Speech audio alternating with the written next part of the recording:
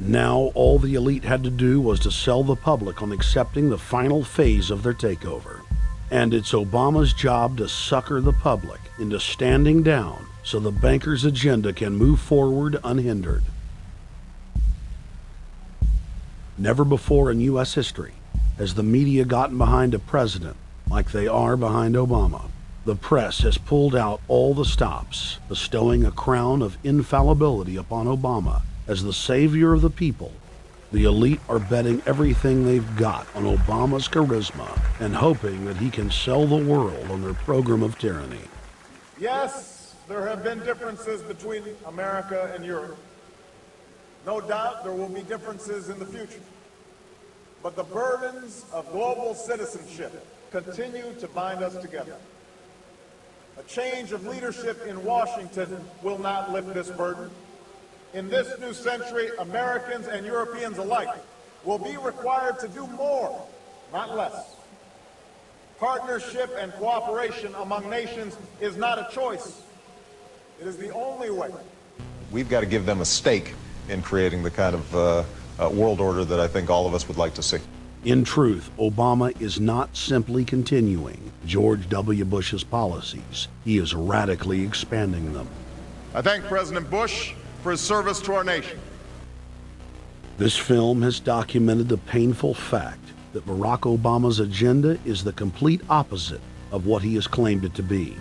Now we will reveal what Barack Obama and his controllers' true agenda is. Number 1. Bring the United States under the complete regulatory control of a private offshore superbank known as the Bank of the World. More than 100 new taxes are now being developed under the umbrella of curbing greenhouse gases. The new taxes will be paid directly to the private bank consortium. At the producer level, taxes will be paid on farm animals' flatulence. At the consumer level, there will be carbon taxes on all forms of meat, beef, poultry, pork, and fish. All cars will be fitted with satellite tracking boxes that will tax driving by the mile. And an added tax will be placed on all fossil fuels, including motor oil and natural gas. All plastic products will have a carbon tax added. Outdoor space heaters and fireplaces are to be taxed. All electricity produced by coal-powered plants will be taxed. Under the cap-and-trade system, citizens will be forced to pay taxes on thousands of products to private cap-and-trade services owned by Al Gore and other elitists.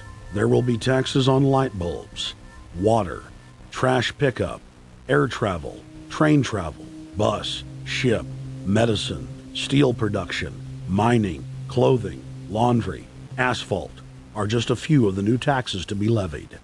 But to truly transform our economy, to protect our security and save our planet from the ravages of climate change, we need to ultimately make clean, renewable energy the profitable kind of energy. So I ask this Congress to send me legislation that places a market-based cap on carbon pollution and drives the production of more renewable energy in America. That's what we need. The notion of anthropogenic global warming is a fraud. In other words, the idea that the planet is getting warmer and that human activity is somehow responsible is a pseudo-scientific fraud. It's a big lie. It's a monstrosity. Remember the Nazis, they had race science, race hygiene. They said Aryan blood is different from any other kind of blood. This was, of course, idiocy, a fantastic piece of nonsense. Today, we got something similar. Global warming caused by human activity, and the answer to that is carbon tax plus cap and trade, according to the wishes of Al Gore, Prince Charles, and basically the entire world banking community, the world oligarchy. What they're trying to do with that is to perpetuate the current system where bankers rule the world, financiers rule the world, and the rest of us get the crumbs from the table. But remember, if you try to put on cap and trade and a global warming carbon tax with the idea that you're going to save the polar bears, what you're going to do is destroy human society. You're going to cause genocide on a massive scale. The deaths will be measured in the hundreds of millions and indeed in the billions. Just the idea of global warming means that there'll be no development for Africa, no development for the poorer parts of Southeast Asia, and no world economic recovery of any kind ever in our entire lifetime. So it's important to expose and fight the pseudoscientific fraud of global warming. One more point about this. You don't need a climatologist to know that this stuff is a fraud. I'm a historian. I can tell you, in the last 1,000 years, we had a period of very warm temperatures called the medieval warm period, where all kinds of grapes and semi-tropical stuff was growing very far into the northern hemisphere. That was about 1100, 1200. It happened to correspond with an all-time maximum of sunspots. Right now, we can say that we're going into another maximum period where there'll be some warming, but we're well within the limits of the medieval warm period. About 1600 to 1650, there was an ice age in northern Europe. The North Sea was filled with ice. The German and Dutch ports and the English ports were filled with ice. That corresponds to an all-time minimum of sunspot activity, the Spörer minimum and the Maunder minimum. So this has largely got to do with solar activity. We can see that other planets, not just the Earth, are warming slightly as a result of increased solar activity. But we're well within the minimum. So what the oligarchs claim to be an open and shut scientific case is a piece of pseudo-scientific nonsense, and it should be rejected. Number 2, the social engineers are fully aware that the Obama craze will wear off quickly, so they are racing to put in place the most oppressive police state control grid in human history.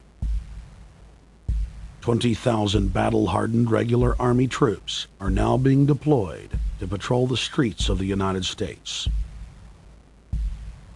FEMA is now building giant camps in every region of the country, and the Congress has introduced bills like the National Emergency Centers Act, H.R. 645, which merges local governments and the police under federal control.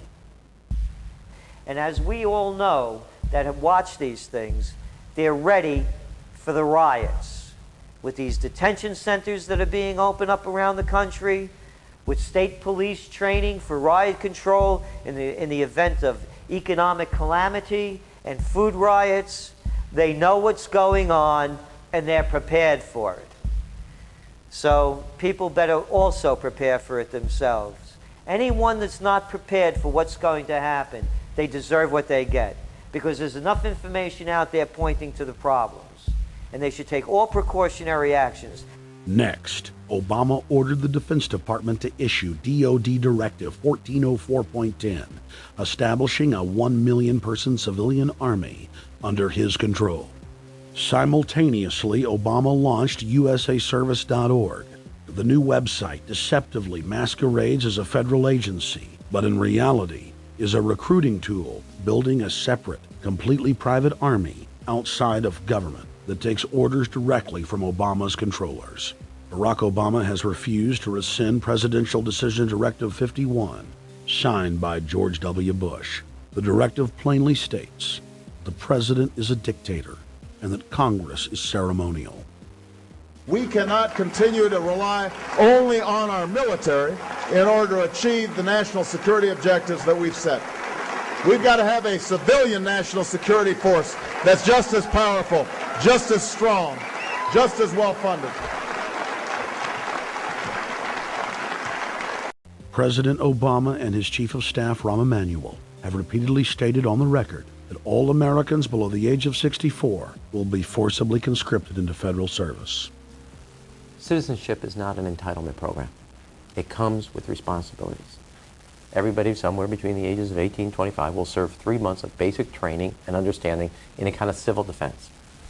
Now, it doesn't always have to be service in uniform. One of the things that if you talk to our generals, they are desperate for is a civilian counterpart to our military forces. So is this compulsory then? Well, you have to, in a sense, it's a required of everybody, 18 to 25, 3 months, and at some point at that point you do it.